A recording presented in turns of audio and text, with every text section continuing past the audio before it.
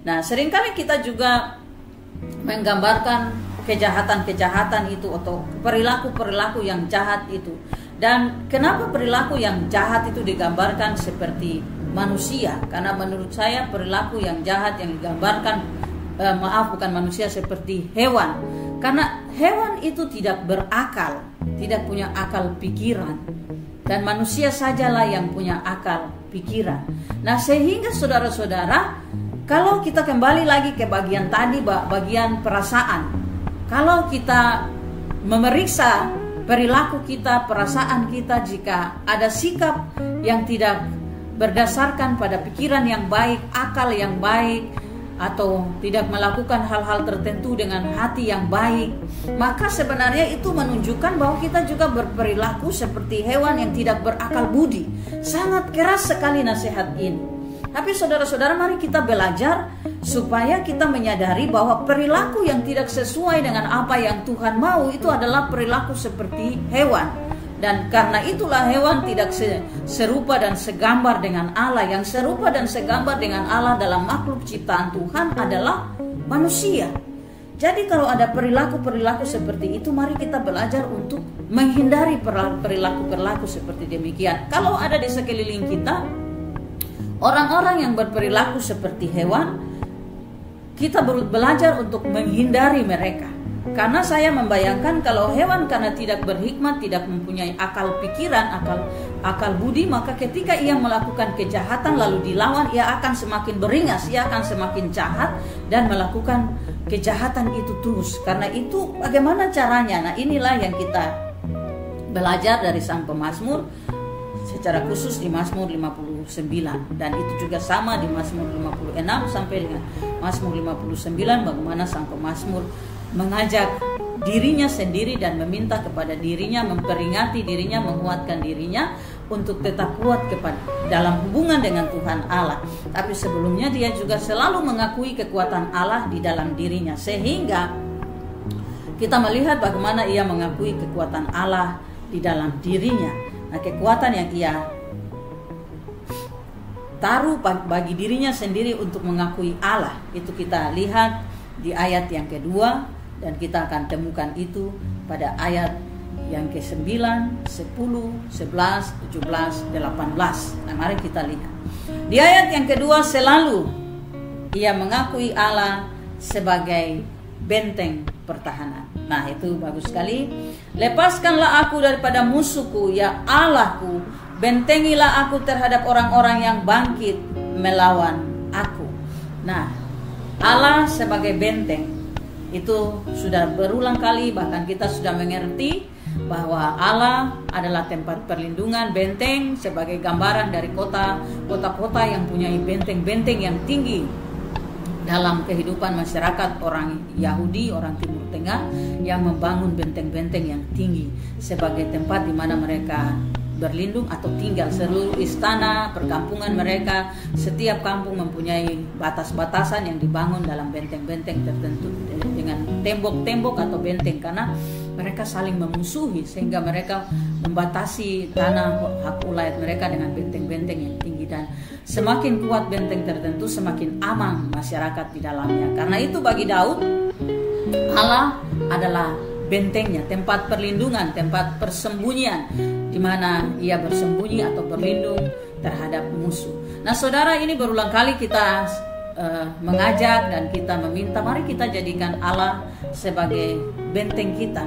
Nah, kalau kita tidak punya di lingkungan, di tempat kita tidak punya benteng atau tidak punya pagar tembok yang membentengi kampung-kampung kita, itu tidak ada. Tapi kita juga bisa menggambarkan Allah sebagai satu kekuatan tertentu yang menjadi lambang kekuatan. Itu bisa kita gambarkan Allah seperti gunung, itu juga dipakai oleh sang pemazmur. Tapi kalau gunung dalam pengalaman orang Yahudi lebih banyak berhubungan dengan tempat menyembah Allah, tempat beribadah kepada Allah, seperti gunung-gunung Sion, gunung-gunung Hermon.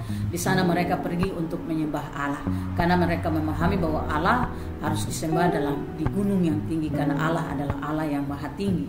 Nah, itu. Tapi kita juga dapat menggambarkan Allah dengan sesuatu yang merupakan tempat kita berlindung, tempat kita berteduh, tempat kekuatan kita. Mungkin bagi saya gambaran yang sederhana di kita itu adalah Allah itu rumah tempat kita tinggal, atau tempat kita berteduh, tempat kita merasa aman.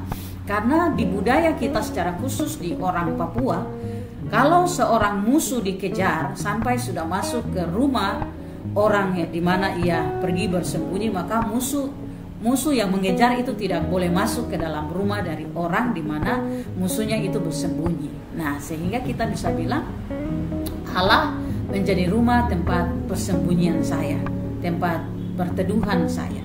Kita bisa mengungkapkan itu. Bagaimana kita mengungkapkan, menceritakan Allah yang melindungi itu, sebagaimana diungkapkan oleh sang pemazmur pada bagian-bagian ini. Nah, kita lihat di ayat yang ke-9 sampai dengan ayat yang ke-11 kita belajar tentang apa yang kita miliki, apa yang harus kita pegang, supaya ketika kita menghadapi musuh di sekeliling kita, kita menggunakan kekuatan-kekuatan itu untuk menghadapi musuh yang ada di sekeliling kita. Yang kedua, dari apa yang kita terima dari sang pemazmur tentang Allah sebagai kekuatan. Di ayat yang ke-9 ia katakan, tetapi Engkau Tuhan menertawakan mereka, mengolok-olokkan segala bangsa. Ya kekuatanku, aku mau berpegang padamu, sebab Allah adalah kota bentengku. Allahku dengan kasih setianya akan menyongsong aku. Allah akan membuat aku memandang rendah seteru-seteruku. Nah, ada dua bagian kekuatan di sini. Yang pertama adalah ketika ada musuh atau ada situasi yang memusuhi kita belajar untuk tetap mengakui bahwa Allah itu membela kita. Allah akan ada di pihak kita yang benar. Nah, memang saya perhatikan di sini dia menggambarkan di ayat 9 Allah menertawakan dan mengolok-olok. Nah, di sini itu karena dia benar-benar yakin bahwa musuh-musuh ini seperti hanya mainan bagi Allah, bukan lawan bagi Allah. Bukan tantangan yang terlalu besar bagi Allah, sehingga Allah menertawakan mereka. Nah, kita bisa bilang bahwa ia kemudian menganggap remeh musuh mereka karena ia percaya kepada Allah. Nah, ini bagi saya ada dua sikap di sini, sikap yang positif tapi juga sikap yang negatif. Karena menganggap remeh itu sikap negatif, tapi karena saya mengakui juga bahwa Daud mengalami pengalaman yang luar biasa dengan Allah, sehingga ada satu sisi di mana baginya ketika Allah menjadi pembelanya, maka musuh-musuhnya itu bukan apa-apa. Mereka ditertawakan saja, mereka diolok-olokkan saja, hanya mainan-mainan saja. Karena ia benar-benar menaruh pengharapannya kepada Allah, dan berulang kali ia telah mengalami situasi itu.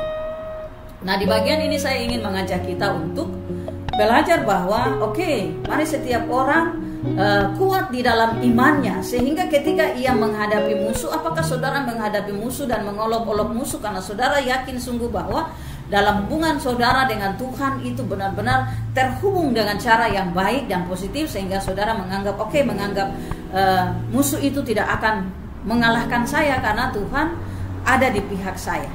Tetapi jangan menganggap remeh situasi itu, karena kekuatan itu bukan datang dari kita, bukan datang dari diri kita, tetapi kekuatan itu datang dari Allah. Sehingga ketika kita siap siaga dan tidak menganggap remeh musuh, kita tetap akan terhubung dengan Allah. Sebab saya memahami bahwa mengapa Daud menganggap remeh, karena sejak masih kecil, sejak masih menjadi gembala, ia telah berulang kali mengalami pengalaman dengan Allah yang terus ia bawa dalam pengalamannya sampai ke sini. Sehingga ia menganggap seolah-olah musuh itu bagi Allah hanya mainan saja, dan Allah menertawakan mereka.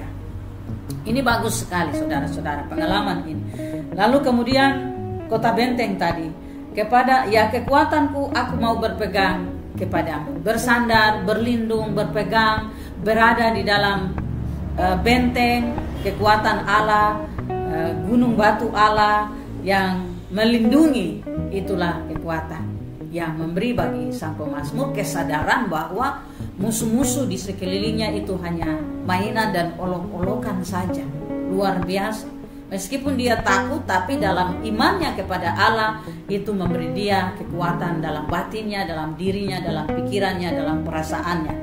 Yang kedua, di sini ada satu kiasan yang bagus sekali, gambaran yang bagus sekali tentang bagaimana sang pemazmur menceritakan Allah menyambutnya. Perhatikan di ayat 11. Allahku dengan kasih setianya, Allah akan membuat aku memandang rendah seteru-seteruku.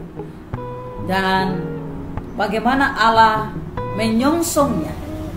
Allahku dengan kasih setianya akan menyongsong aku. Nah, saudara, ini pengalamannya sebagai seorang pemenang yang setiap kali pulang berperang disongsong atau disambut oleh bangsa Israel. Seperti saya cerita tadi di pengalaman dengan Saul dan Daud ketika mereka pulang dari berperang, bagaimana bangsa Israel menyambut mereka. Bangsa Israel menyambut Raja Saul dengan menyanyi, Saul membunuh beribu-ribu, sementara mereka menyambut Daud dengan Daud membunuh berlaksa-laksa, hip hip hurra, tralalalala, hai soraklah puji dia Allah Israel. Nah, ini jadi ini yang dipakai oleh Daud untuk menggambarkan bagaimana sambutan Allah baginya dalam kasih setia Allah. Allahku dengan kasih setianya akan menyongsong aku. Nah, saudara-saudara kekasih di dalam Tuhan, Allah yang adalah benteng, Allah yang adalah kekuatan, Allah itu adalah Allah yang mempunyai kasih setia. Nah, saya belajar dari seorang pengkhotbah yang luar biasa yang menguatkan saya juga dalam hal kasih dan setia Allah. Kalau kita melihat atau kalau kita menerima, kita mengakui Allah sebagai benteng, Allah sebagai kekuatan, Allah sebagai gunung batu kita, tidak hanya cukup sampai melihat kekuatannya, kasihnya, tapi kita ingat setianya. Jadi Allah yang setia sampai selama-lamanya itu. Di dalam kesetiaan Allah ada kasih. Kalau kasih manusia itu kasih yang terbatas. Kasih manusia itu kasih yang ada banyak alasannya. Kasih manusia seringkali juga ada sebab akibat. Kamu mengasihi saya, jadi saya juga mengasihi kamu. Kasih manusia itu seringkali terbatas, selesai, habis. Tetapi kasih setia Allah berlangsung kekal, berlangsung selama-lamanya, tidak terbatas dan tidak ada alasan. Itu yang dialami oleh Daud secara pribadi. Sehingga kita lihat bagaimana ia bilang bahwa Allah akan menyongsong aku karena kasih setianya. Ia membuat aku memandang rendah musuh-musuhku. Jadi dengan Saul, Raja Saul yang ia sendiri juga panggil sebagai Tuan dan Raja, meskipun Raja Saul merancangkan kejahatan baginya, sedang mengelilingi rumahnya untuk hendak menangkap dan membunuhnya, mengawasi rumahnya. Tetapi Daud tidak khawatir, tidak takut, sebab ia percaya bahwa Allah akan menyongsong dia, menyambut dia, seperti bangsa Israel menyongsong dia waktu dia pulang dari peperangan. Dan itu yang ia alami dalam kasih setia Allah. Itu pengalaman yang luar biasa. Nah, saudara-saudara yang Tuhan kasihi, sehingga pengakuan tentang kekuatan, kuasa, kasih setia Allah harus benar-benar kita buktikan, bukan hanya saja dari mendengar firman ini, tapi mari kita berusaha untuk pernah juga mengalami pengalaman itu secara langsung, secara pribadi, sehingga kita berkata-kata dari pengalaman-pengalaman pribadi kita. Misalnya dari melawan musuh tadi yang sudah saya jelaskan di bagian awal, bahwa musuh itu bukan hanya orang yang datang dari luar, tapi musuh itu ada juga di dalam hati kita. Bagaimana kita meminta Allah membentengi hati kita dari musuh-musuh yang jahat, dari hal-hal yang jahat. Bagaimana kita meminta Allah membersihkan hati kita dari hal-hal yang jahat, sehingga hati kita benar-benar dibentengi, dipelihara oleh Allah, sehingga ketika perasaan-perasaan yang datang dan timbul sebagai musuh hendak mengancam hati kita yang baik, yang bersih, yang adalah milik Allah itu. Allah yang kita minta membentengi kita telah menolong kita, dan kita sadari itu, kita mengerti, lalu kita mengambil kekuatan Allah untuk menjaga hati kita, musuh kita. Nah, saya cerita satu pengalaman dalam diri saya. Saya mengenal dengan baik sekali apa musuh saya di dalam diri saya. Saya ini satu orang yang seringkali panik ketika berpikir bahwa orang lain merasa tersinggung dengan apa yang saya lakukan. Kepanikan itu bisa membuat saya menjadi orang yang kemudian tertekan dan tidak mau lagi melakukan sesuatu tertentu karena panik, tertekan, dan takut, merasa bersalah. Itu menjadi sesuatu yang menekan saya. Nah, lalu di bagian ini saya tahu bahwa dengan meminta pertolongan Tuhan, saya pasti akan mampu mengatasi situasi ini, karena ini adalah musuh saya. Karena itu saya minta kepada Tuhan dengan percaya bahwa Tuhan yang punya kuasa di dalam Roh Kudus adalah tempat perteduhan saya. Saya minta Tuhan berikan bagi saya roh keteguhan, berikan saya Roh Kudus, jangan mengambil daripada saya Roh Kudus Tuhan. Lalu tolong saya selidiki hati saya dan berikan saya pengertian-pengertian baru terhadap situasi kepanikan saya. Lalu saya menjadi tenang dan pelan-pelan berusaha memahami situasi sampai kemudian menjadi kuat dan harus melatih diri. Nah, saudara-saudara yang Tuhan kasih, untuk melawan musuh yang ada di dalam diri kita itu, kita harus berlatih berulang-ulang, melatih diri kita, melatih kita sampai menjadi bisa melakukan sesuatu yang baik, yang tidak merupakan kebiasaan yang kita lakukan sebelumnya.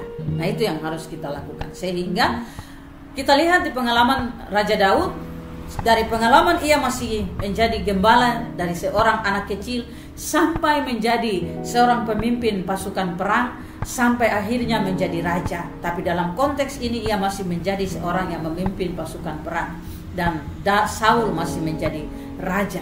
Tapi di sini ia melihat pengalaman langsung yang ia alami bersama dengan Allah.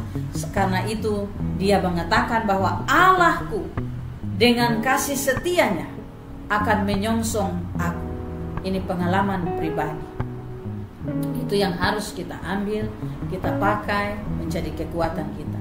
Berjuanglah mengalami pengalaman pribadi dengan Allah, sehingga seperti Ayub berkata, bukan dari perkataan orang saja aku mendengar tentang Engkau, tetapi sekarang aku melihat dengan mataku sendiri, mengalami sendiri bagaimana kekuatan dan kuasa Tuhan di dalam hidupnya. Nah, itu yang kita belajar. Dan kemudian di ayat 17 dan ayat 18, sekali lagi sang pemazmur mengambil bagian ini untuk menguatkan dirinya tentang kasih setia Allah yang menyertainya. Di ayat 17 dan 18 dia katakan, tetapi aku mau menyanyikan kekuatanmu, pada waktu pagi aku mau bersorak-sorai karena kasih setiamu. Sebab engkau telah menjadi kota bentengku, tempat pelarianku pada waktu kesesakan. Ya kekuatanku, bagimu aku mau bermazmur, sebab Allah adalah kota bentengku, Allahku dengan kasih setianya. Haleluya, saudara kekasih di dalam Tuhan. Pengakuan iman dalam situasi ketakutan, pengakuan iman dalam situasi dikejar oleh musuh, timbul, berasal, datang dari pengalaman pribadi dengan Allah. Karena itu sekali lagi, jangan hanya mendengar dari kata orang, jangan hanya mendengar renungan dari pendeta, jangan hanya ikut berdoa dengan para pengkhotbah yang berkhotbah dengan sangat baik, lalu saudara berkata amin saya diberkati, tapi saudara harus berjuang mengalami sendiri pengalaman itu dengan hidup saudara di dalam Tuhan, melihat bagaimana Tuhan ada, sehingga ketika saudara mengaku iman di tengah-tengah musuh itu akan saudara lihat sebagai mainan, sebagai satu bagian dari hiasan kehidupan. Wah, luar biasa. Kalau musuh itu menjadi satu bagian dari hiasan kehidupan, saya percaya kita akan menikmati situasi itu, karena itu bukan sesuatu yang menakutkan, tapi itu sesuatu yang kita bisa akui bahwa diizinkan oleh Tuhan untuk menghiasi hidup kita, supaya kita sadar bahwa hidup ini tidak baik-baik saja. Di sekeliling kita ada yang tidak baik juga. Dan hidup ini juga tidak hanya senang-senang saja, tapi hidup ini adalah perjuangan. Sehingga kita harus berjuang terus hidup bersama dengan Tuhan. Karena kita juga harus mengakui bahwa ketika kita hidup baik-baik saja, ketika semua aman saja, ketika semua menyenangkan saja, lalu kita bersyukur dan memuji Tuhan, maka itu bukan sebuah tantangan, itu bukan sebuah ujian untuk menguji kita apakah kita benar-benar teguh kuat di dalam Tuhan. Ketika kita di sekeliling kita ada di dalam situasi yang bahaya, yang menakutkan, tapi kita masih tetap percaya, kita masih tetap memuji Tuhan, itulah ujian, itulah kekuatan, itu yang dapat membuktikan bahwa kita benar-benar sedang terhubung dengan Tuhan. Sehingga Daud mengatakan, tetapi bagi Daud ia mau menyanyi dan ia mau bermazmur, bersorak-sorai bagi Tuhan setiap pagi. Nah saudara, kemarin di Mazmur pasal 57 kita belajar dan saya mengingatkan kita tentang Mazmur pasal 16 ayat yang ke-17 yang mengingatkan kita tentang bagaimana hati nurani kita menerima pengajaran dari Tuhan pada malam hari, sehingga pagi hari waktu kita bangun, ketika kita bersorak-sorai, ketika kita memuji Tuhan, kita diingatkan dan kita mengeluarkan seluruh berkat Tuhan yang ada di hati kita saat kita tidur di malam hari. Sebab pada malam hari hati nurani kita mengajari kita dan kita memuji Tuhan yang telah memberi nasihat pada kita di malam hari saat kita tidur.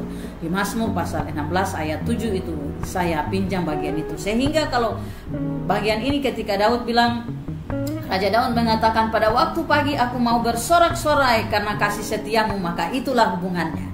Bahwa di pagi hari ketika kita bangun, kita memuji Tuhan, bersorak-sorai, menyanyi bagi Tuhan. Karena ketika malam hari waktu kita tidur, waktu kita ada, Tuhan memberi bagi kita nasihat dalam hati kita. Ia mengisi hati nurani kita dengan nasihat dan mengajari kita dari hati nurani kita. Sehingga kalaupun ada musuh di hari yang baru, tapi waktu pagi kita bangun dengan hati yang bersorak-sorai, yang memuji Tuhan, kita akan menemukan kekuatan dan kuasa Allah di dalam hidup kita menghadapi hidup baru, hari baru dengan situasi musuh di sekeliling kita. Nah, itu yang kita lihat, itu yang kita hadapi dan kita belajar dari Mazmur pasal yang ke-59 dalam kekuatan-kekuatan menghadapi musuh yang Tuhan taruh di hidup kita. Tuhan Yesus memberkati saudara, memampukan saudara kita semua untuk menjalani kehidupan kita di sepanjang hari ini. Ada satu orang saudara kita meminta untuk kita mengakhiri bagian ini dengan menyanyikan hidup ini adalah kesempatan. Nah, kita akan menyanyi lagu ini sebelum kita mengakhiri bagian ini secara bersama-sama. Mari kita menyanyi lagu hidup ini adalah kesempatan. Maaf tidak pakai musik, tapi kita bisa menyanyi dengan sukacita. Hidup ini adalah kesempatan. Hidup ini untuk melayani Tuhan. Jangan sia-siakan waktu yang Tuhan beri. Hidup ini harus jadi berkat. Oh Tuhan, pakailah hidupku selagi aku masih kuat. Bila saatnya nanti ku tak berdaya lagi, hidup ini sudah jadi berkat. Saudara kekasih di dalam Tuhan, jadikanlah hidup kita sebagai berkat meskipun ada begitu banyak musuh di sekeliling kita. Tapi musuh yang paling pertama, mari kita sadari kekurangan kita, keadaan diri kita secara pribadi, supaya kita sanggup mengalahkan musuh yang tidak kelihatan. Sebab Rasul Paulus mengatakan, musuh kita bukanlah melawan darah dan daging, tetapi melawan penghulu-penghulu jahat di udara, melawan pemerintah-pemerintah dunia yang gelap ini. Nah, saudara kekasih di dalam Tuhan, mintalah selalu hikmat dan kuasa dari Allah untuk menolong kita mengenal musuh di sekeliling kita, Dan selalu kita bilang bahwa Allah dalam kasih setianya akan memampukan kita menghadapi musuh di sekeliling kita. Tuhan memberkati kita.